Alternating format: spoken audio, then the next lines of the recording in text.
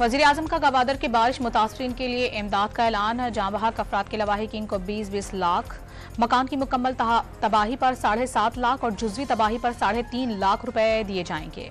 आसिफ अली जरदारी को एक बार फिर सदर ममलिकत बनाने के लिए जतन जारी। BAP का आसिफ अली जरदारी को सदारत के लिए वोट देने का फैसला।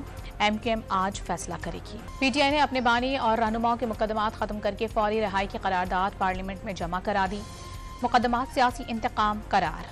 वज़ीर आला खैबर पख्तूनख्वा ने अडियाला जेल में बानी PTI से काबीना की तश्कील पर मुशावरत मुकम्मल कर ली। कारकुनान को गिरफ्तार करने वालों के खिलाफ कार्रवाई का ऐलान। अकबर एस बाबर ने PTI के इंट्रा पार्टी इंतखाबात एक बार फिर से चैलेंज कर दिए।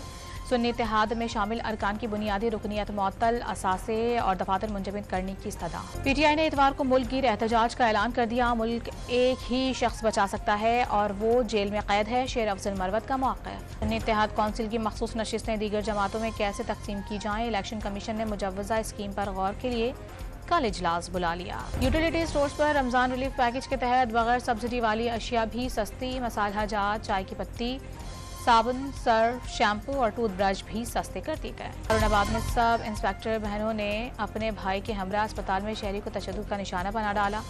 फुटेज वायरल होने पर मुकदमा दर्ज कर लिया गया। और अब किसी की सिफारिश या मर्जी नहीं चलेगी। टीम में तमाम खिलाड़ी मेरिट पर आएंगे। चेयरमैन PCB मोहसिन नकवी ने खिलाड़ियों से मुलाकात में वाज़ेह कर दिया।